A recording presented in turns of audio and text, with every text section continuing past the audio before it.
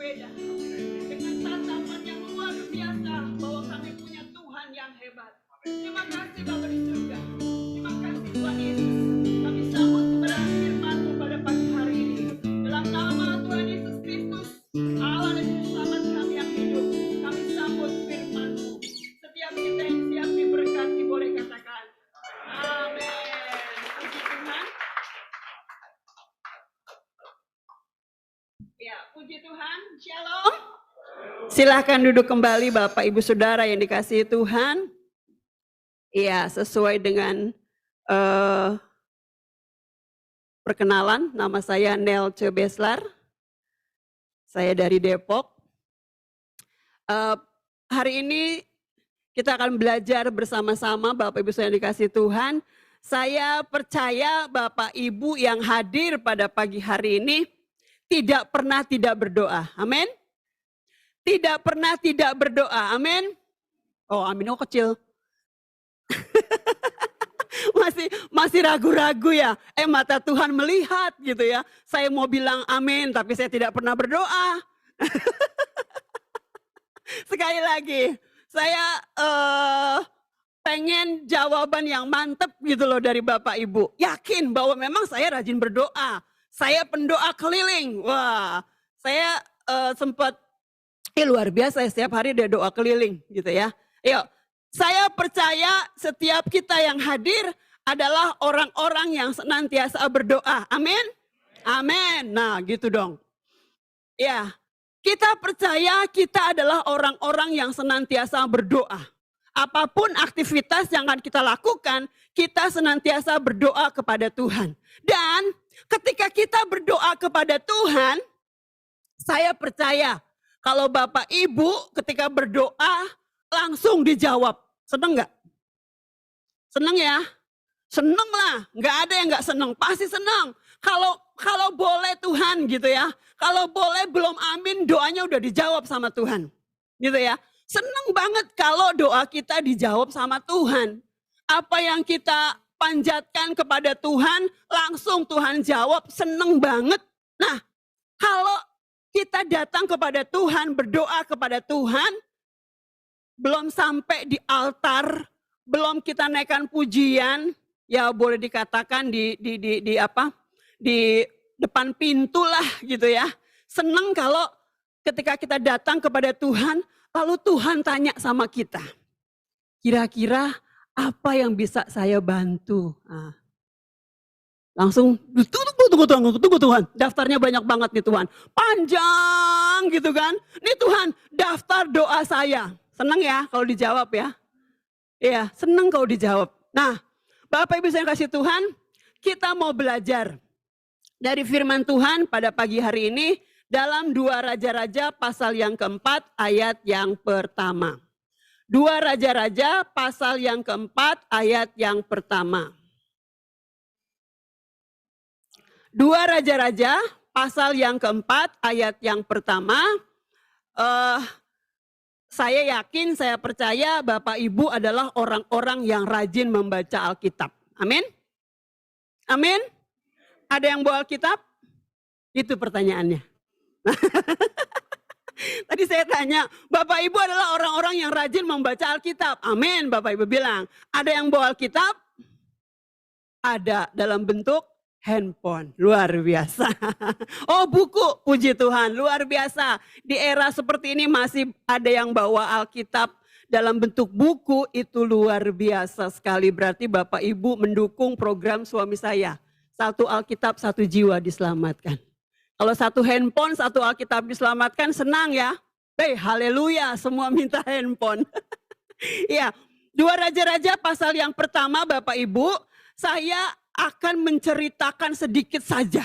Ini bercerita tentang seorang wanita yang habis ditinggal oleh suaminya, meninggal gitu loh. Lalu firman Tuhan katakan, dalam keadaan yang galau, dalam keadaan yang sedih, dalam keadaan yang kecewa, dalam keadaan yang takut, firman Tuhan bilang, dia datang kepada hamba Tuhan. Benar ya, datangnya kepada hamba Tuhan ya.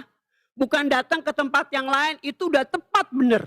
Ketika kita punya masalah, kita punya pergumulan, kita punya beban, kita datang ke alamat yang tepat. Setuju ya? Ketika kita datang ke alamat yang tepat, kita akan mendapatkan jawaban yang tepat. Amin. Amin. Kalau kita datang ke alamat yang salah, kita akan mendapatkan jawaban yang salah. Ketika kita konsultasi dengan orang yang salah, kita tidak akan menemukan jalan keluar. Kita nggak akan dapat apa-apa. Nah, janda ini, perempuan ini, wanita ini datang kepada Elisa. Dikatakan ayat yang pertama, salah seorang dari istri-istri para nabi mengadukan halnya kepada Elisa sambil berseru. Saya percaya dalam keadaan duka, dalam keadaan sedih, dia berkata, hambamu suamiku sudah mati dan engkau ini tahu. Perempuan ini berkata bahwa Elisa tahu, kenal suaminya. Berarti ada kedekatan, ada hubungan. Mungkin antara gembala dengan pengerja atau rekan hamba Tuhan atau apalah. Pokoknya dikatakan bahwa hambamu suamiku sudah mati dan engkau ini tahu bahwa hambamu itu takut akan Tuhan. Tetapi sekarang penagih hutang sudah datang untuk mengambil kedua orang anakku menjadi budaknya. Jadi sepeninggal suaminya, wanita ini, perempuan ini punya permasalahan. Suaminya meninggal bukan meninggalkan warisan, tetapi meninggalkan apa? Itu yang paling gak enak. Ya, ditinggal udah sedih, ditinggal udah kecewa. Yang lebih menyedihkan lagi, meninggalkan hutang. Dikatakan, saya percaya hutangnya nggak sedikit. Kalau mungkin hutangnya sedikit, mungkin ya sudahlah lupakan saja 100-200 gitu ya. Mungkin ada cepet dulu gitu kan. Utangnya pasti banyak. Karena pada akhirnya dikatakan bahwa kalau nggak bisa dibayar,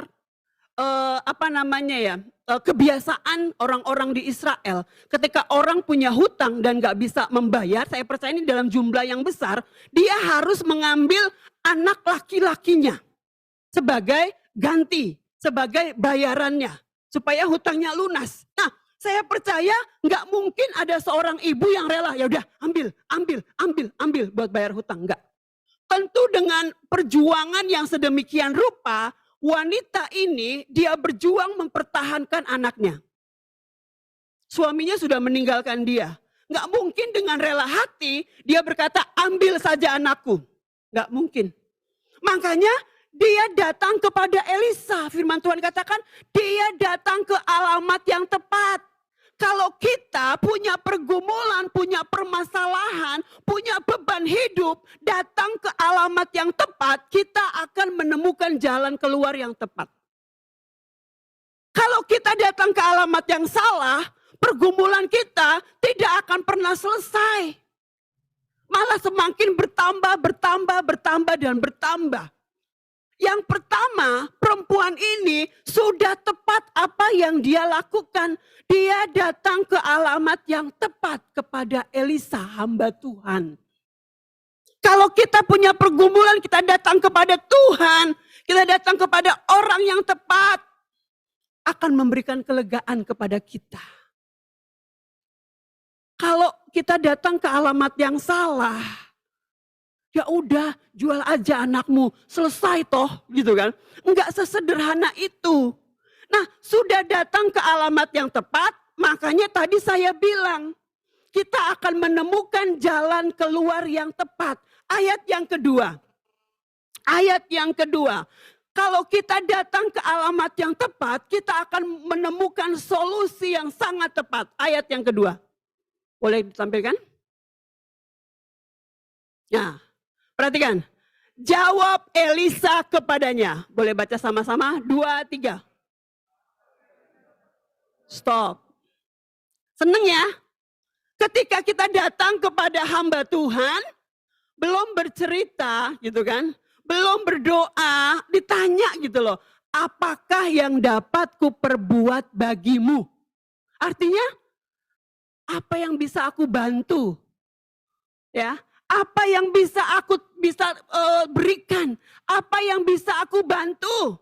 Bapak Ibu, Sebelum kita menemukan solusinya, perkataan ini saja sudah membuat kita semangat. Amin. Berarti ada tempat, ada orang yang mau mendengarkan. Seneng ya, kalau kita lagi berbeban berat, kita datang ke alamat yang tepat, lalu orang itu belum mengasih solusi, belum memberikan jalan keluar, belum ngasih sesuatu gitu kepada kita, tapi dia berkata, apa yang bisa aku bantu? Saya percaya orang yang ada dalam tekanan, air mata langsung ngalir. Betapa bersyukurnya ada tempat untuk dia bisa mencurahkan isi hatinya. Lalu perempuan ini bercerita kepada Elisa, apakah yang dapat kuperbuat bagimu? Apa yang bisa aku buat? Apa yang bisa aku lakukan untuk membantu, untuk memberikan jalan keluar, untuk memberikan kelegaan kepadamu? Nggak sampai di situ, Elisa bilang dalam ayat yang kedua, beritahukanlah kepadaku apa-apa yang kau punya di rumah. Nah, ini dia permasalahannya. Bapak Ibu saudara kasih Tuhan, wanita ini datang kepada hamba Tuhan, kepada Elisa. Permasalahannya apa tadi? Kelompok A. Nah, permasalahannya apa sih? Ada debt collector. Ya, debt collector lah zaman sekarang ya. Ada debt collector datang untuk memberi bonus. Mana ada? Ya, nggak ada. Debt collector datang untuk maki-maki, untuk nagih hutang dengan cara yang tidak berperi kemanusiaan gitulah ya. Nah, permasalahannya perempuan ini datang kepada Elisa, dia ceritakan bahwa suaminya meninggalkan hutang yang banyak. Permasalahannya di hutang. Lalu Elisa tanya, apa yang kamu punya di rumah? Apa ya? Deposito nggak ada. Tabungan nggak punya. Harta nggak punya apa-apa. Mau bayar pakai apa? Ya, nggak punya apa-apa. Aku cuma punya 2 anak laki-laki. Elisa bilang, ya udah, kasih aja anakmu itu, gitu? Enggak. Elisa tanya, apa-apa yang kamu punya di rumah? Aku nggak punya apa-apa, orang miskin, nggak punya. Suamiku nggak meninggalkan deposito, suamiku nggak meninggalkan harta. Yang aku punya ya ini. Tiba-tiba firman Tuhan bercerita, perempuan ini ingat. Perempuan ini berkata, hambamu ini tidak punya sesuatu apapun di rumah, kecuali apa? Kecuali apa? Sebuah buli-buli berisi minyak. Saya percaya minyaknya nggak penuh, sedikit. Mungkin dia sudah merawat suaminya yang sakit lama, sehingga nggak pernah ke dapur gitu ya. Jadi minyaknya mungkin sisa sedikit, atau mungkin minyak jelantah, minyak bekas. Bapak Ibu tahu buli-buli? Itu seperti kendi yang ada lehernya gitu loh, yang bisa dipegang. Itu buli-buli. Nah, Elisa bilang, ambil itu, gitu ya, pakai itu. Dia katakan, hambamu ini tidak punya sesuatu pun di rumah kecuali sebuah buli-buli berisi minyak. Pasti buli-bulinya kecil, enggak besar. Makanya Elisa berkata ayat yang ketiga, lalu berkatalah Elisa. Nah ini dia. Berkatalah Elisa, pergilah, mintalah bejana-bejana dari luar. Artinya apa? Mintalah bejana-bejana dari luar. Artinya apa? Dia harus minta kepada tetangga-tetangganya. Bapak Ibu, saya percaya suaminya ini meninggalkan hutang yang banyak, tentu tidak 1-2 orang dia pinjem. Ya, pasti banyaklah tetangga-tetangganya yang sudah dipinjemi. Dan sekarang Elisa bilang, kamu pulang, mintalah kepada tetangga-tetanggamu buli-buli. Minta kepada mereka, tapi jangan sedikit. Wah, kira-kira perempuan ini melakukan enggak apa yang disuruh oleh Elisa? Secara manusia, Saya percaya dia udah tebel, udah nggak punya keberanian. Sudah nggak punya nyali. Orang hutang aja kemarin belum dibayar. Nah sekarang aku harus meminta buli-buli. Tradisi di Israel, buli-buli, orang-orang di Israel itu kalau punya buli-buli yang sudah tidak terpakai, itu ditaruh dibuang di pinggir jalan gitu loh, di depan rumah. Sekalipun itu barang bekas, etikanya dia harus minta, nggak ngambil, ya kan? Berarti mencuri, berdosa. Walaupun itu barang bekas ada di pinggiran jalan depan rumah gitu ya. Karena kan kita suka buang barang-barang bekas yang tidak terpakai, pemulung ambil ya terserah. Nah, tapi kalau di Israel, sekalipun itu barang bekas tidak terpakai, ketika kita butuh, kita harus bertemu dengan tuan rumah. Berarti harus pamit, harus izin. Nah sekarang dia tahu bahwa suaminya pasti hutangnya sudah banyak dan di mana-mana. Tapi Elisa berkata bahwa kamu harus pulang, minta kepada tetangga-tetanggamu, jangan sedikit buli-bulinya yang banyak. Kira-kira perempuan ini melakukannya atau tidak? Halo? Kira-kira, udahlah, iya aja deh, pulang aja. Gak usah minjem buli-buli. Ya sudahlah, anakku diambil-diambillah. Begitu? Firman Tuhan gak cerita begitu. Itu saya yang ngomong barusan. Yang dia lakukan, firman Tuhan katakan, dia melakukan tepat yang diperintahkan oleh Elisa. Berarti dia mengumpulkan keberanian untuk meminta. Dengan mungkin mukanya sedikit tertutup, rapat pakai masker biar nggak kelihatan gitu ya. Mungkin pakai selendang, pakai topi untuk menghilangkan rasa malu. Supaya tidak langsung bertatapan dengan para tetangganya. Dia kumpulkan buli-buli, dia minta buli-buli. Pada akhirnya dapat banyak buli-buli. Lalu firman Tuhan ayat yang selanjutnya, ayat yang kelima dikatakan, pergilah perempuan itu daripadanya. Nah, dikatakan ditutupnyalah pintu sesudah ia dan anak-anaknya masuk dan anak-anaknya mendekatkan bejana-bejananya sedang ia terus menuang. Artinya Bapak Ibu sudah dikasih Tuhan, setelah buli-bulinya banyak, dia jejer satu persatu, firman Tuhan katakan dia memasukkan satu persatu ke dalam buli-buli. Sampai pada akhirnya buli-bulinya penuh. Dan sampai pada buli-buli yang terakhir. Sampai buli-buli yang terakhir, minyak itu tidak pernah berhenti. Selama dia mempersiapkan 20 buli-buli, sepanjang itulah minyak itu mengalir.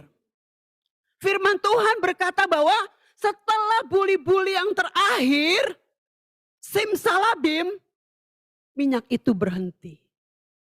Ajaib, luar biasa. Sepanjang kita mempersiapkan hati kita, sepanjang kita mempersiapkan iman kita, sepanjang kita mempersiapkan keyakinan kita, setebal apa, sepanjang itulah mukjizat nyata dalam hidup kita. Air itu akan terus mengalir ketika kita membuka hati kita. Mukjizat itu akan terus nyata ketika kita memiliki kepercayaan yang tidak pernah habis-habisnya dalam hidup kita. Kita nggak pernah mengalami mukjizat Tuhan. Kita nggak pernah mengalami terobosan yang luar biasa di dalam Tuhan. Ke gereja ya ke gereja, beribadah ya beribadah, melayani ya melayani. Tapi kita nggak pernah mengalami yang signifikan dalam hidup kita. Karena kita terlampau cetek, terlampau sedikit keyakinan kita kepada Tuhan. Oh, saya hamba Tuhan, saya melayani Tuhan, saya rajin berdoa. Apakah kerajinan kita sama? Iman yang kita miliki. Apakah kepercayaan kita sama seperti yang kita lakukan? Sepanjang janda ini, perempuan ini mempersiapkan buli-buli, sepanjang itulah air itu mengalir. Ayat yang ke-6 Bapak Ibu Saudara kasih Tuhan. Ketika bejana-bejana itu sudah penuh, berkatalah perempuan itu kepada anaknya, dekatkanlah kepadaku sebuah bejana lagi. Tetapi jawabnya kepada ibunya, tidak ada lagi bejana. lalu berhentilah minyak itu mengalir. Berhenti sampai di bejana yang terakhir. Bapak Ibu saya dikasih Tuhan, permasalahannya tadi perempuan ini punya hutang yang banyak. Suaminya meninggalkan hutang yang banyak. Setelah dia punya buli-buli yang banyak berisi minyak, barang yang sangat berharga, ini yang luar biasa. Bapak Ibu ketika kita berdoa kepada Tuhan, kita mencurahkan isi hati kita. Lalu kita menemukan solusi yang tepat dari Tuhan. Kita mendapatkan jalan keluar yang tepat dari Tuhan. Apa yang Bapak Ibu lakukan? Halo? Apa? Apa Pak? Berterima kasih kepada Tuhan. Apalagi? Bersyukur. Apalagi? Halo? Setelah kita menemukan jalan keluar dari Tuhan, pergumulan kita dijawab oleh Tuhan, permasalahan kita diberikan jalan keluar oleh Tuhan, sakit kita sembuh. Apa yang kita lakukan kepada Tuhan? Bersyukur. Perempuan ini permasalahannya tadi, dia punya hutang. Buli-bulinya sudah penuh, sudah ada jalan keluar toh. Dia nggak langsung berkata seperti ini, anak-anaknya, Mama yes, kita sudah punya buli-buli berisi minyak, ayo kita jual. Enggak, ayat yang ke-6. Ayat yang ke-6 berkata demikian, ayat yang ke-7 maaf. Kemudian pergilah perempuan itu memberitahukannya kepada abdi Allah. Dan orang ini berkata, pergilah jualah minyak itu, bayarlah hutangmu dan hiduplah dari lebihnya.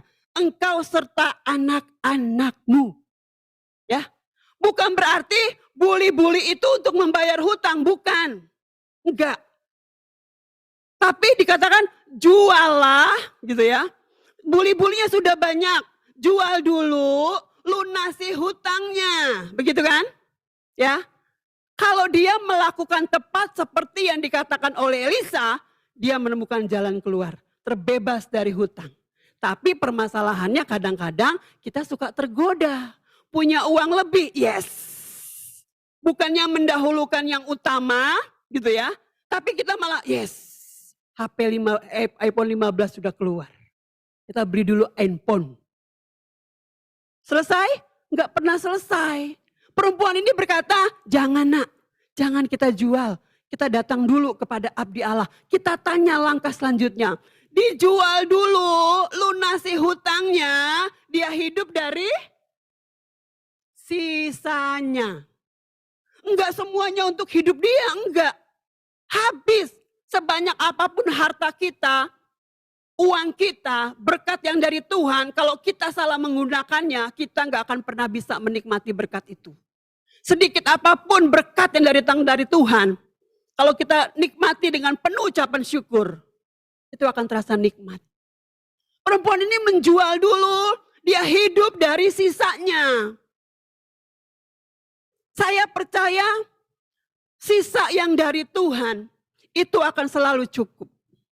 Sisa yang dari Tuhan itu akan selalu baru. Firman Tuhan gak katakan berapa sisanya.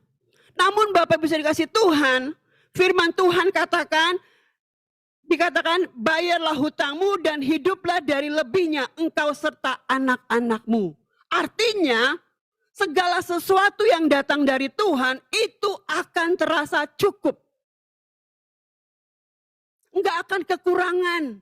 Kalau berkat yang dari Tuhan enggak akan pernah mendatangkan malapetaka buat kita. Jangan Bapak Ibu pikir berkat yang Bapak Ibu terima gitu ya, itu dari Tuhan. Kadangkala Tuhan pakai, iblis pakai untuk menggoda kita. Oh berkat nih. Kalau berkat itu menjauhkan kita dari Tuhan, itu bukan dari Tuhan. Tapi kalau berkat yang kita terima mendatangkan kebaikan buat kita, bukan menghancurkan hidup kita, itu berkat yang dari Tuhan. Karena berkat yang dari Tuhan, itu sifatnya abadi. Berkat yang dari Tuhan selalu memberikan kecukupan buat kita. Selalu baru firman Tuhan katakan. Karena itu Bapak Ibu saya dikasih Tuhan, ketika kita punya masalah, firman Tuhan katakan kita datang ke alamat yang tepat, itu benar. Dan ketika kita datang ke alamat yang tepat, kita akan menemukan jalan keluar yang tepat. Itu tepat, itu benar. Dan ketika kita sudah diberikan jalan keluar oleh Tuhan, permasalahan kita sudah menemukan goal, sudah menemukan jalan keluar, sudah menemukan sesuatu yang kita inginkan. Firman Tuhan katakan, jangan lupa kita mengucap syukur kepada Tuhan. Kadang itu yang lupa kita lakukan, mengucap syukur kepada Tuhan. Kalau sudah kepepet, sudah susah, baru kita ingat Tuhan. Kalau sudah dalam keadaan terpojok, dalam keadaan yang menyakitkan, gak bisa berbuat apa-apa, sudah di ujung maut, kita baru ingat Tuhan. Bapak Ibu dikasih Tuhan, belajar dari perempuan ini. Dalam keadaan susah, dalam keadaan yang menyakitkan, dalam keadaan yang terpojok, dalam keadaan yang rumit. Mungkin saya percaya, pikirannya sudah kalut gitu loh. Tapi dia punya pergumulan yang berat, dia tahu kemana dia harus pergi. Kita harus tahu kemana kita harus berada. Di mana kita harus berada ketika kita sedang mengalami pergumulan. Beberapa waktu lalu, dua bulan lalu lah, sebulan 2 bulan lalu, saya sempat berdoa keliling makanya tadi saya ingat waktu diumumin di tempat ini, di Pasar Pagi Mangga 2. Saya sempat doa keliling, karena sudah sepi pengunjung dan pembeli sudah sepi segala macam gitu ya. Lalu kami diminta untuk berdoa. Ada 4-5 kali kami berdoa. Orang-orang yang merasakan bahwa doa itu merupakan garda yang paling terdepan. Orang-orang yang tahu bahwa doa itu merupakan hal yang sangat urgent dalam hidup kita. Hanya orang-orang yang mengerti bahwa kehadiran Tuhan lewat doa kita itu sangat berpengaruh. Tanpa disadari Bapak Ibu sudah dikasih Tuhan, setelah 4-5 kali berdoa, dari kesaksian orang-orang yang berjualan di Pasar Pagi Mangga 2, dekat sekali kan di sini kan? Dekat sekali. Itu lewat kesaksiannya 1-2 orang, anak-anak Tuhan. Mereka boleh mengalami terobosan yang luar biasa. Yang tadinya ya mungkin karena sudah penjualan online dan segala macam, itu menurut saya bukan alasan. Tuhan bisa memakai 1001 cara untuk memberkati kita. Nggak jadi alasan lah. Akhirnya dia bersaksi bahwa tiba-tiba orang yang dari Papua tiba-tiba dia pesen, walaupun belum banyak, walaupun belum ratusan juta, tapi orang ini percaya banget bahwa itu kuasa dari doa. Doa yang sungguh-sungguh dinaikkan. Saya keliling bersama dengan beberapa teman, tiap pagi berdoa, tiap hari Rabu pagi berdoa di Mangga 2, Pasar Pagi Mangga 2. Walaupun mungkin segelintir orang tidak tahu apa yang kami lakukan. Segelintir orang gak ngerti apa yang kami perbuat. Karena suami saya bawa gitar, bawa minyak urapan gitu ya. Kita berdoa untuk toko-toko yang kosong. Terserah mau berpikiran bahwa ada inovasi-inovasi yang luar biasa. Tapi saya percaya itu kuasa Tuhan. Itu mukjizat Tuhan lewat doa-doa yang dinaikkan. Bersama teman-teman dan orang-orang toko-toko yang sudah mulai tergerak. Saya percaya doa terlampau besar kuasanya untuk menunggang balikan apapun yang sedang kita hadapi. Karena itu Bapak Ibu yang kasih Tuhan, siang hari ini mari kita mau tingkatkan kehidupan doa kita. Kehidupan doa kita di hadapan Tuhan. Mungkin hari-hari ini sudah kendor karena aktivitas kesibukan kita. Tapi percayalah ketika kita datang terlebih dahulu kepada Tuhan. Enggak kebetulan kalau saya periode ini dipilih oleh Perwil Jakarta Utara untuk memimpin seksi doa. Saya percaya ada rencana Tuhan yang sangat luar biasa. Bapak Ibu, ketika saya dipilih menjadi seksi doa di Perwil Jakarta Utara, dan saya harapkan dari tempat ini pun ada pendoa-pendoa yang mau bergabung dalam rumah doa di kantor BPD di Jalan Latu Menten depan Season City, dan doa BPP yang setiap hari Senin jam 6 sampai jam 7, tapi saya lihat ada doa keliling jam 6, waktunya bersamaan, tapi saya harapkan bisa ambil bagian dalam doa-doa. Bapak Ibu, ketika saya dipilih menjadi seksi doa, banyak peperangan yang saya hadapi. Banyak pergumulan itu semakin jauh meningkat. Saya sampai bilang sama ketua perwilnya, waduh kayaknya saya nggak tepat dipilih jadi seksi doa. Karena saya hampir gugur, saya hampir kalah, saya hampir runtuh keyakinan iman saya. Karena pergumulan demi pergumulan banyak banget yang harus saya hadapi. Dalam waktu di bulan Oktober kemarin, dalam waktu yang hampir bersamaan, kakak ipar saya di Jawa Tengah, kakak suami saya meninggal dipanggil oleh Tuhan, itu tanggal 7 Oktober. Dan terus runtutan pergumulan itu begitu berat. Minggu lalu ipar saya, kakak saya langsung gitu ya, meninggal dipanggil oleh Tuhan dalam waktu bersamaan. Sepupu saya dalam tanggal 7 kemarin, tanggal 29 kemarin, berbarengan dengan kakak ipar saya meninggal, kandungannya itu nggak bisa bertahan. Dan di hari yang sama itu saya harus menghadiri dua pemakaman dalam waktu bersamaan. Saya hampir menyerah kepada Tuhan. Tuhan saya nggak kuat kalau pergumulan demi pergumulan terus saya hadapi. Namun saya percaya itu ujian buat saya. Itu tantangan buat saya. Karena semakin kita dekat dengan Tuhan, iblis semakin gak suka. Iblis gak cari orang-orang yang tidak berdoa. Gak cari. Iblis gak cari orang-orang yang gak suka berdoa. Yang dicari bapak ibu yang rajin berdoa. Ada aja dibuat. Anak sakit perut lah, suami belum pulang lah, dapur masih berantakan lah. Itu yang saya alami. Tapi saya bilang sama Tuhan, Tuhan saya nggak mau kalah sebelum berperang. Saya mau hadapi semuanya bersama-sama dengan Tuhan. Iblis boleh goda saya, pergumulan boleh mengelilingi saya, tapi saya mau tetap teguh berdiri berdoa kepada Tuhan. Mengemban tugas yang Tuhan sudah percayakan kepada saya. Karena saya tahu Bapak Ibu dikasih Tuhan, tanpa doa kita nggak pernah bisa berbuat apa-apa. Seperti janda ini, perempuan ini datang kepada Tuhan, datang ke alamat yang tepat dan dia menemukan jalan keluar yang tepat. Hari ini apapun pergumulan yang sedang Bapak Ibu hadapi, apapun pergumulan yang sedang Bapak Ibu alami, apapun kekurangan yang Bapak Ibu sedang terhimpit permasalahan seperti nggak ada jalan keluar, namun sesuai dengan kebenaran firman Tuhan, datang kepada Tuhan. Tepat Bapak Ibu hadir pada hari ini sudah tepat datang kepada Tuhan. Dan terlebih lagi Bapak Ibu ketika datang kepada Tuhan, buka hati lebar-lebar ketika firman Tuhan ditaburkan benar-benar menyentuh hati Bapak Ibu. Dan Bapak Ibu mendapatkan sesuatu yang luar biasa. Bapak Ibu datang tidak sama seperti Bapak Ibu pulang. Kok nggak rasa apa-apa ya? Karena Bapak Ibu nggak buka hati buat Tuhan. Sia-sia datang beribadah kalau kita nggak buka hati buat Tuhan. Maka itu ketika beribadah datanglah sungguh-sungguh kepada Tuhan. Merem kita merem berdoa bukan merem tidur. Amin. Amin. Iya toh dukung pengkhotbahnya. Ya kan Bapak Ibu tim doakan merem Bapak Ibu itu merem. Haleluya. Mengagumi karya Tuhan yang luar biasa. Bukan karena Bapak Ibu semalam habis begadang. Apalah saya nggak ngerti apa pulang dugem saya nggak tahu. Haleluya. Ya kan? Masih bagus amin. Bapak Ibu dengar. Kalau enggak tinggal sendirian ibadah yud. Ini kok nggak salah nih ibadah yud.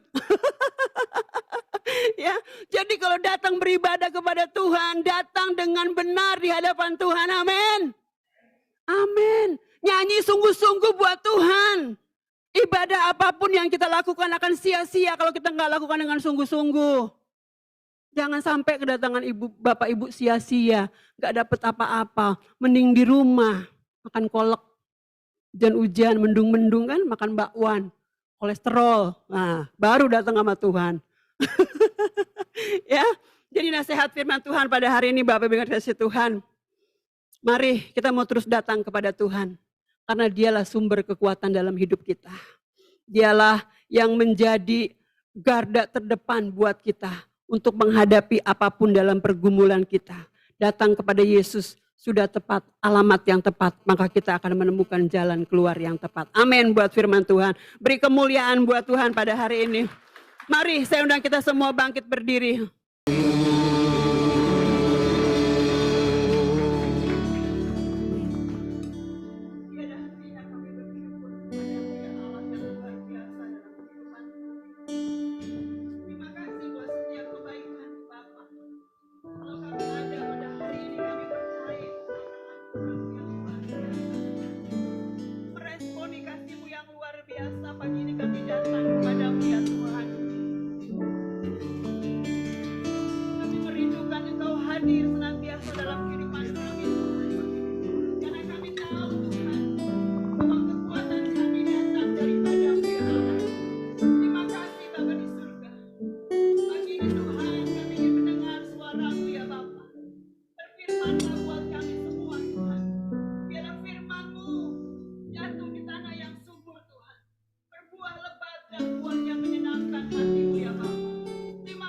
Bapa di surga, Engkau memberkati setiap hati yang terbuka akan kebenaran firman-Mu Tuhan. Biarlah kami yang datang, ketika kami pulang dengan berbeda, dengan tatapan yang luar biasa bahwa kami punya Tuhan yang hebat. Terima kasih Bapa di surga. Terima kasih Tuhan Yesus. Kami sambut kebenaran firman-Mu pada pagi hari ini. Dalam nama Tuhan Yesus Kristus, Allah dan Juru Selamat kami yang hidup, kami sambut firman-Mu. Setiap kita yang siap diberkati boleh katakan amin. Puji Tuhan. Ya, puji Tuhan. Shalom. Silahkan duduk kembali Bapak Ibu Saudara yang dikasihi Tuhan. Ya, sesuai dengan perkenalan, nama saya Nelce Beslar. Saya dari Depok. Hari ini kita akan belajar bersama-sama Bapak Ibu Saudara yang dikasihi Tuhan. Saya percaya Bapak Ibu yang hadir pada pagi hari ini tidak pernah tidak berdoa. Amin. Tidak pernah tidak berdoa. Amin. Oh, amin. Oh, kecil. masih ragu-ragu ya. Mata Tuhan melihat gitu ya. Saya mau bilang amin tapi saya tidak pernah berdoa.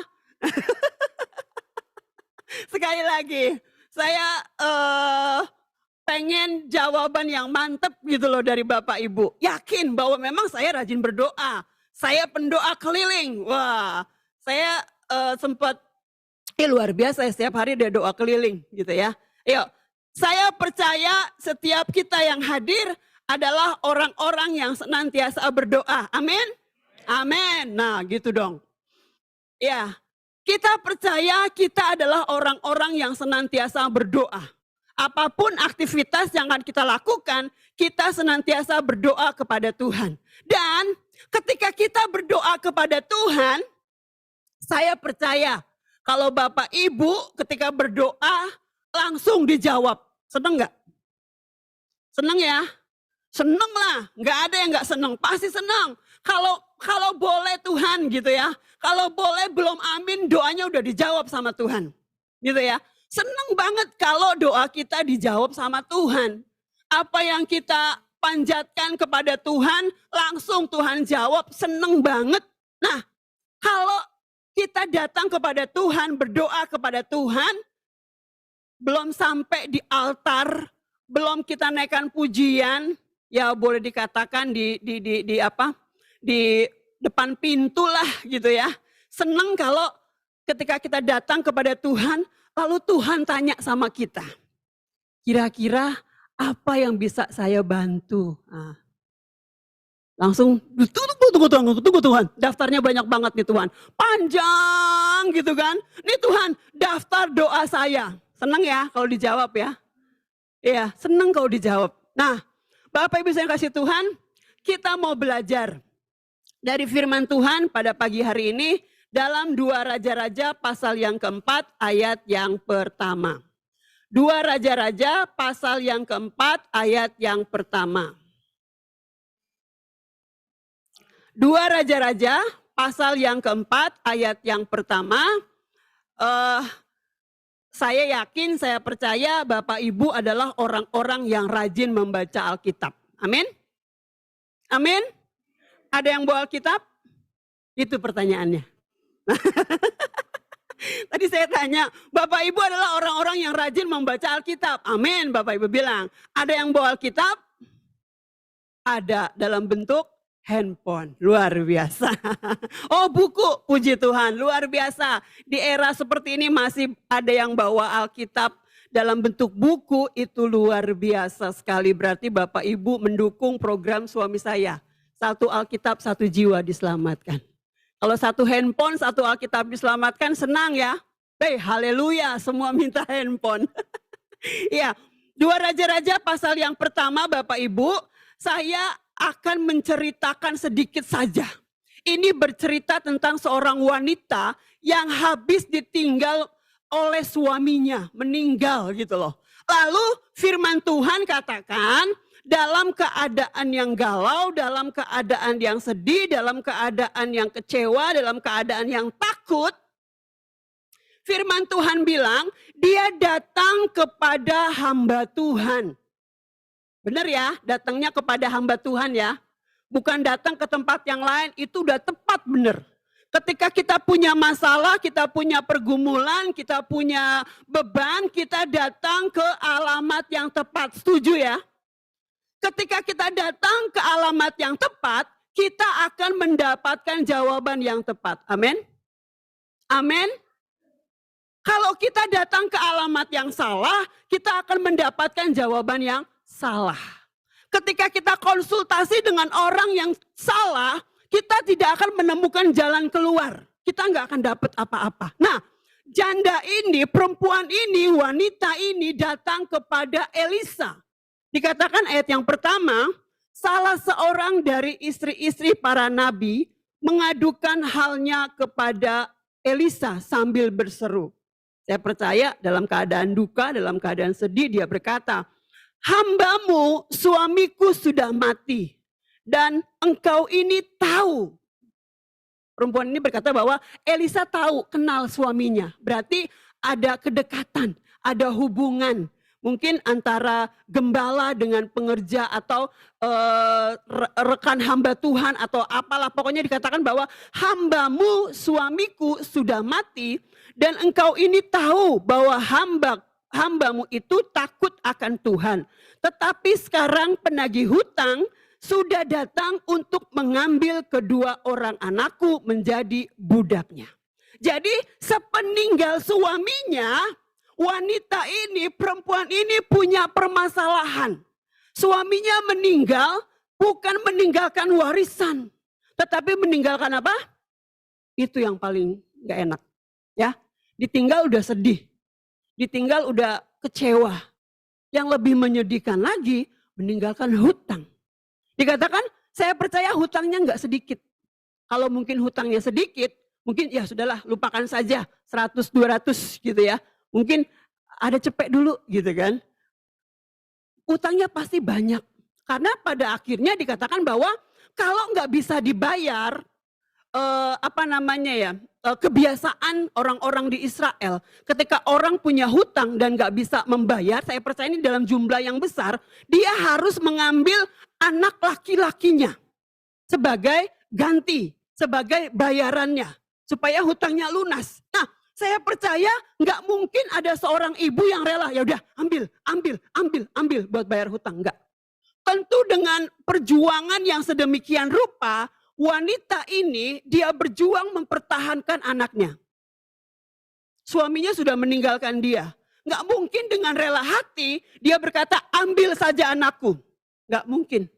Makanya dia datang kepada Elisa. Firman Tuhan katakan dia datang ke alamat yang tepat. Kalau kita punya pergumulan, punya permasalahan, punya beban hidup, datang ke alamat yang tepat, kita akan menemukan jalan keluar yang tepat.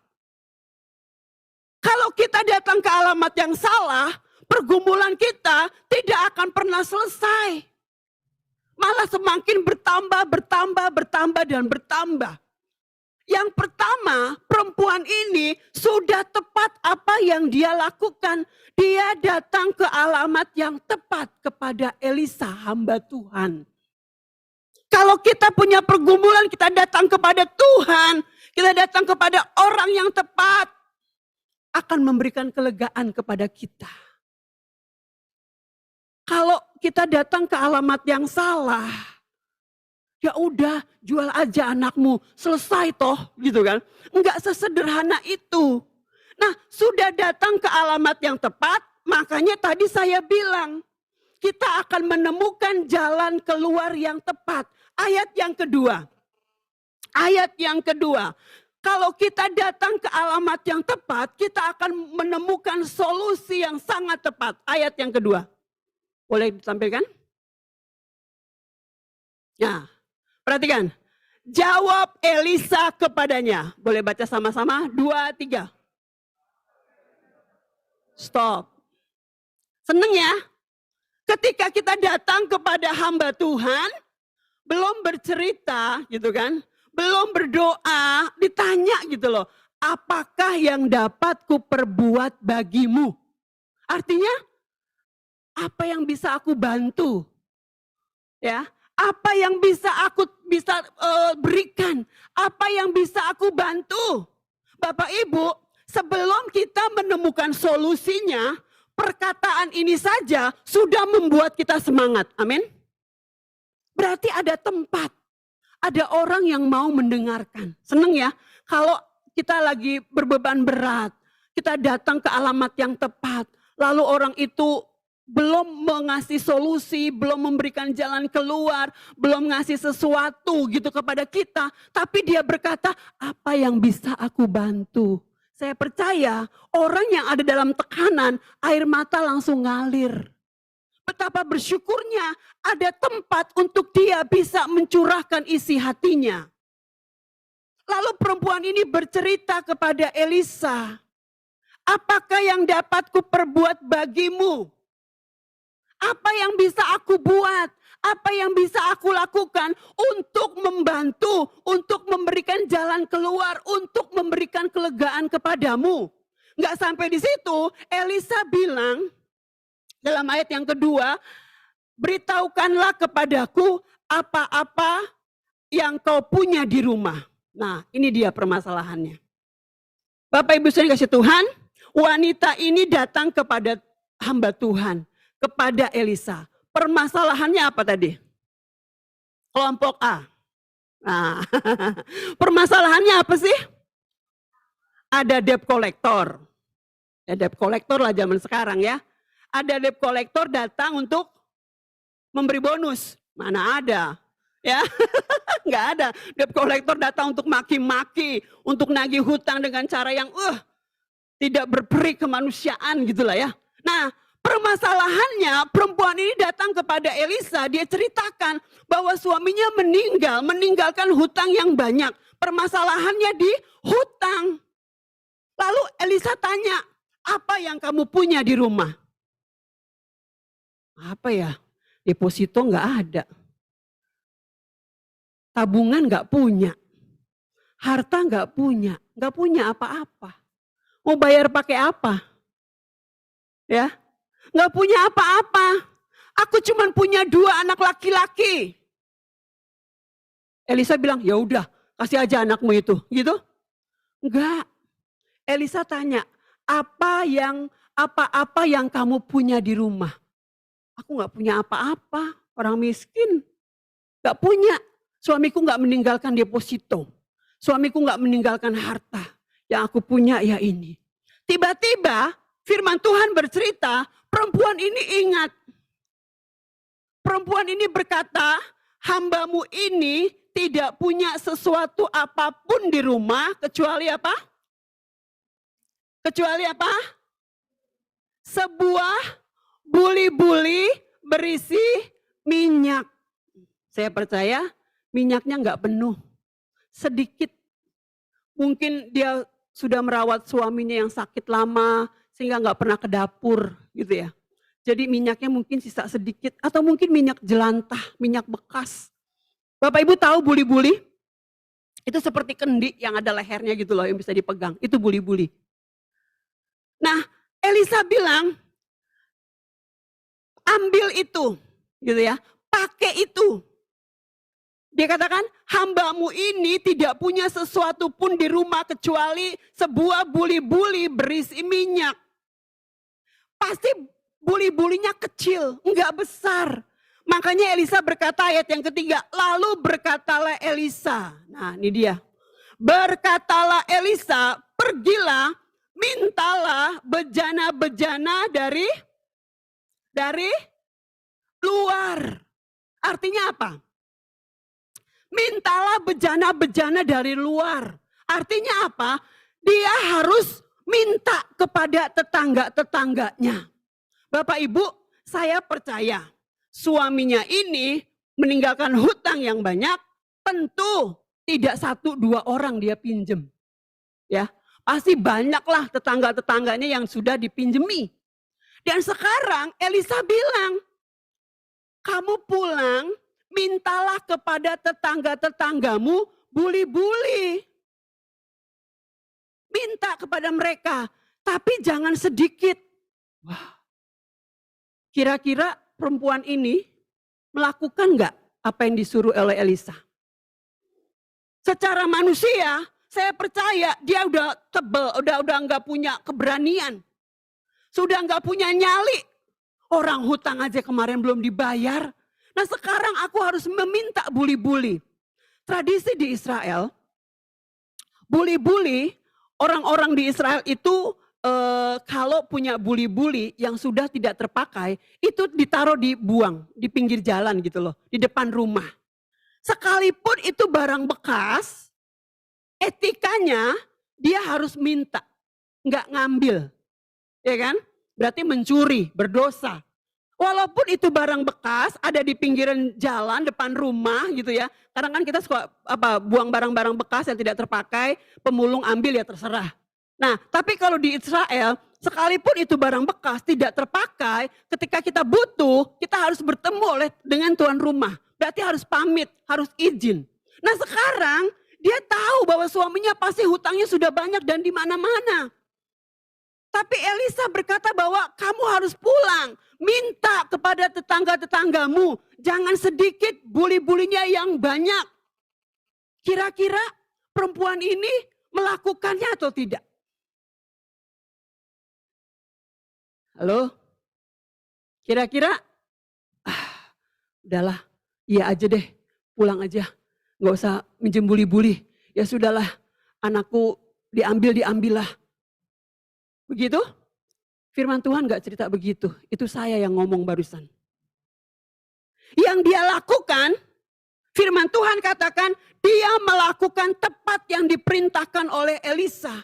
Berarti dia mengumpulkan keberanian untuk meminta dengan mungkin mukanya sedikit tertutup, rapat pakai masker biar nggak kelihatan gitu ya. Mungkin pakai selendang, pakai topi untuk menghilangkan rasa malu supaya tidak langsung bertatapan dengan para tetangganya. Dia kumpulkan buli-buli, dia minta buli-buli. Pada akhirnya dapat banyak buli-buli. Lalu firman Tuhan ayat yang selanjutnya, ayat yang kelima dikatakan, pergilah perempuan itu daripadanya. Nah, dikatakan, ditutupnyalah pintu sesudah ia dan anak-anaknya masuk, dan anak-anaknya mendekatkan bejana-bejananya, sedang ia terus menuang. Artinya Bapak Ibu sudah dikasih Tuhan, setelah buli-bulinya banyak, dia jejer satu persatu. Firman Tuhan katakan dia memasukkan satu persatu ke dalam buli-buli. Sampai pada akhirnya buli-bulinya penuh. Dan sampai pada buli-buli yang terakhir. Sampai buli-buli yang terakhir, minyak itu tidak pernah berhenti. Selama dia mempersiapkan 20 buli-buli, sepanjang itulah minyak itu mengalir. Firman Tuhan berkata bahwa setelah buli-buli yang terakhir, simsalabim, minyak itu berhenti. Ajaib, luar biasa. Sepanjang kita mempersiapkan hati kita, sepanjang kita mempersiapkan iman kita, sepanjang kita mempersiapkan keyakinan kita, setebal apa, sepanjang itulah mukjizat nyata dalam hidup kita. Air itu akan terus mengalir ketika kita membuka hati kita. Mukjizat itu akan terus nyata ketika kita memiliki kepercayaan yang tidak pernah habis-habisnya dalam hidup kita. Kita nggak pernah mengalami mukjizat Tuhan. Kita nggak pernah mengalami terobosan yang luar biasa di dalam Tuhan. Ke gereja ya ke gereja, beribadah ya beribadah, melayani ya melayani. Tapi kita nggak pernah mengalami yang signifikan dalam hidup kita. Karena kita terlampau cetek, terlampau sedikit keyakinan kita kepada Tuhan. Oh, saya hamba Tuhan, saya melayani Tuhan, saya rajin berdoa. Apakah kerajinan kita sama? Iman yang kita miliki. Apakah kepercayaan kita sama seperti yang kita lakukan? Sepanjang janda ini, perempuan ini mempersiapkan buli-buli, sepanjang itulah air itu mengalir. Ayat yang ke-6 Bapak Ibu saya kasih Tuhan. Ketika bejana-bejana itu sudah penuh, berkatalah perempuan itu kepada anaknya, Dekatkanlah kepadaku sebuah bejana lagi. Tetapi jawabnya kepada ibunya, tidak ada lagi bejana. Lalu berhentilah minyak itu mengalir. Berhenti sampai di bejana yang terakhir. Bapak Ibu saya dikasih Tuhan, permasalahannya tadi perempuan ini punya hutang yang banyak. Suaminya meninggalkan hutang yang banyak. Setelah dia punya buli-buli yang banyak berisi minyak, barang yang sangat berharga, ini yang luar biasa. Bapak Ibu ketika kita berdoa kepada Tuhan, kita mencurahkan isi hati kita, lalu kita menemukan solusi yang tepat dari Tuhan. Kita mendapatkan jalan keluar yang tepat dari Tuhan. Apa yang Bapak Ibu lakukan? Halo? Apa? Apa Pak? Berterima kasih kepada Tuhan. Apalagi? Bersyukur. Apalagi? Halo? Setelah kita menemukan jalan keluar dari Tuhan, pergumulan kita dijawab oleh Tuhan, permasalahan kita diberikan jalan keluar oleh Tuhan, sakit kita sembuh. Apa yang kita lakukan kepada Tuhan? Bersyukur. Perempuan ini permasalahannya tadi, dia punya hutang. Buli-bulinya sudah penuh, sudah ada jalan keluar toh. Dia nggak langsung berkata seperti ini, anak-anaknya, Mama yes, kita sudah punya buli-buli berisi minyak, ayo kita jual. Enggak, ayat yang ke-6. Ayat yang ke-6 berkata demikian, ayat yang ke-7 maaf. Kemudian pergilah perempuan itu memberitahukannya kepada abdi Allah. Dan orang ini berkata, pergilah jualah minyak itu, bayarlah hutangmu dan hiduplah dari lebihnya. Engkau serta anak-anakmu. Ya, bukan berarti buli-buli itu untuk membayar hutang, bukan. Enggak. Tapi dikatakan jualah gitu ya. Buli-bulinya sudah banyak, jual dulu, lunasi hutangnya, begitu kan? Ya, kalau dia melakukan tepat seperti yang dikatakan oleh Elisa, dia menemukan jalan keluar, terbebas dari hutang. Tapi permasalahannya kadang-kadang kita suka tergoda, punya uang lebih, yes. Bukannya mendahulukan yang utama, gitu ya. Tapi kita malah, yes, iPhone 15 sudah keluar. Kita beli dulu handphone. Selesai? Enggak pernah selesai. Perempuan ini berkata, jangan nak, jangan kita jual. Kita datang dulu kepada abdi Allah. Kita tanya langkah selanjutnya. Dijual dulu, lunasi hutangnya, dia hidup dari sisanya. Enggak semuanya untuk hidup dia, enggak.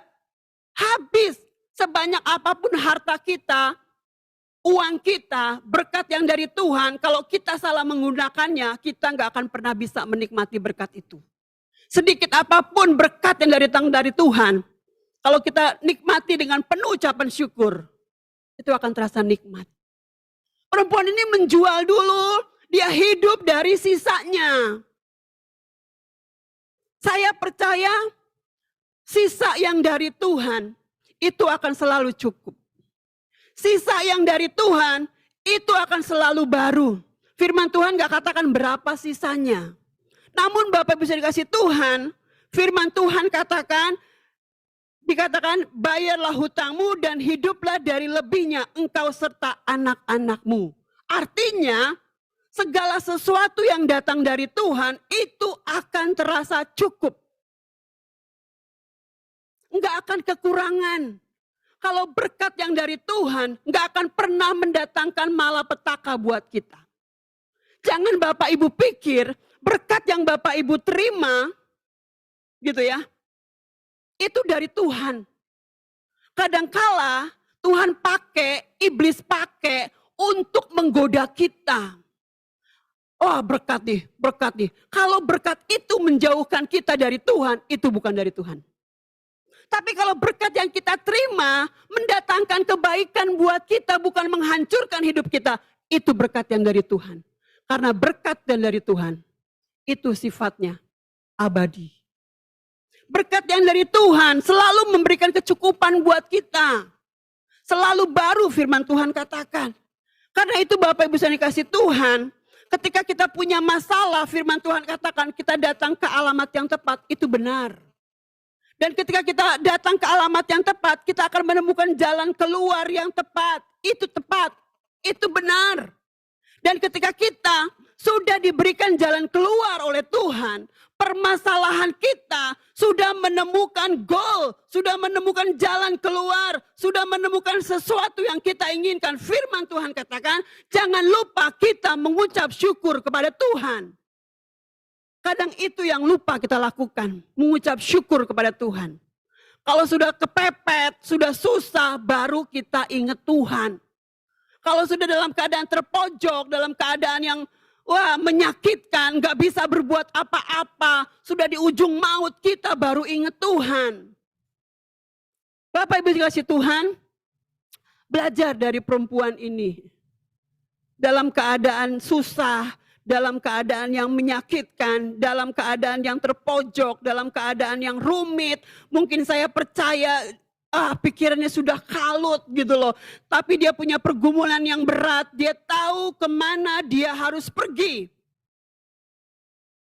Kita harus tahu kemana kita harus berada. Di mana kita harus berada ketika kita sedang mengalami pergumulan. Beberapa waktu lalu,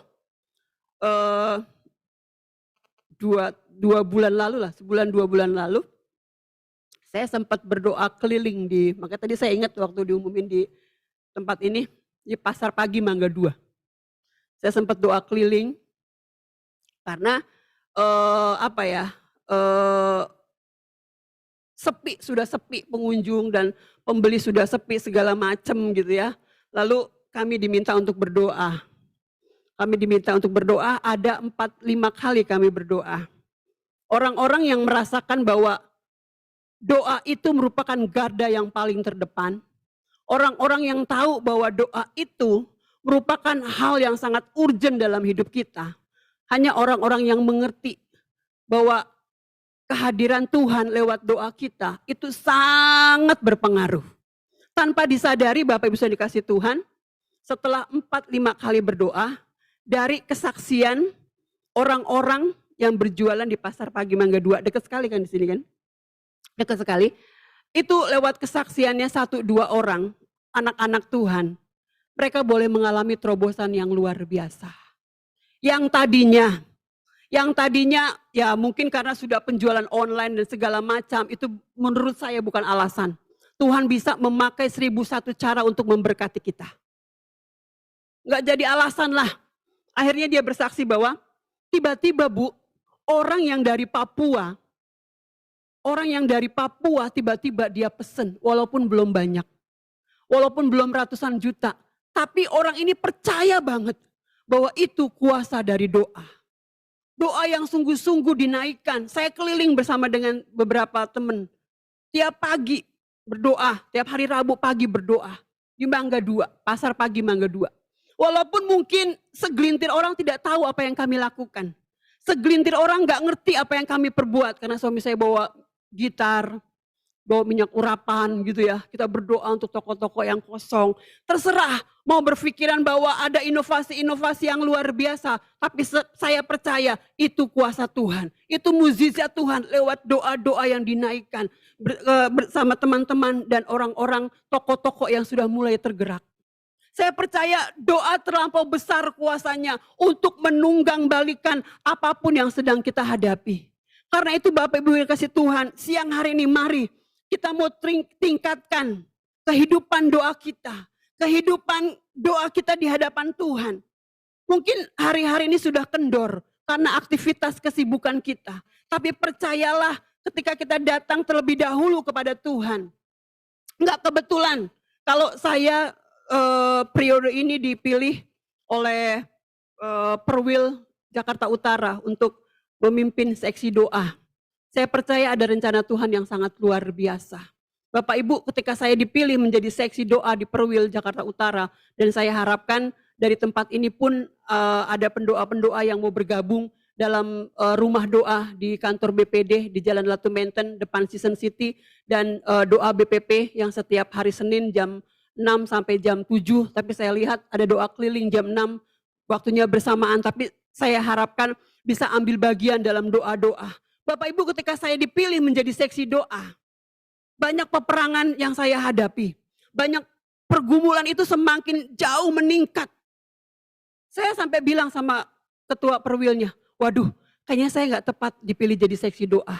Karena saya hampir gugur, saya hampir kalah, saya hampir runtuh keyakinan iman saya. Karena pergumulan demi pergumulan banyak banget yang harus saya hadapi. Dalam waktu di bulan Oktober kemarin, dalam waktu yang hampir bersamaan, kakak ipar saya di Jawa Tengah, kakak suami saya meninggal dipanggil oleh Tuhan, itu tanggal 7 Oktober. Dan terus runtutan pergumulan itu begitu berat. Minggu lalu ipar saya, kakak saya langsung gitu ya, meninggal dipanggil oleh Tuhan dalam waktu bersamaan. Sepupu saya dalam tanggal 7 kemarin, tanggal 29 kemarin, berbarengan dengan kakak ipar saya meninggal, kandungannya itu nggak bisa bertahan. Dan di hari yang sama itu saya harus menghadiri dua pemakaman dalam waktu bersamaan. Saya hampir menyerah kepada Tuhan. Tuhan, saya nggak kuat kalau pergumulan demi pergumulan terus saya hadapi. Namun saya percaya itu ujian buat saya. Itu tantangan buat saya. Karena semakin kita dekat dengan Tuhan, iblis semakin gak suka. Iblis gak cari orang-orang yang tidak berdoa. Gak cari. Iblis gak cari orang-orang yang gak suka berdoa. Yang dicari bapak ibu yang rajin berdoa. Ada aja dibuat. Anak sakit perut lah, suami belum pulang lah, dapur masih berantakan lah. Itu yang saya alami. Tapi saya bilang sama Tuhan, Tuhan, saya nggak mau kalah sebelum berperang. Saya mau hadapi semuanya bersama-sama dengan Tuhan. Iblis boleh goda saya, pergumulan boleh mengelilingi saya, tapi saya mau tetap teguh berdiri berdoa kepada Tuhan, mengemban tugas yang Tuhan sudah percayakan kepada saya.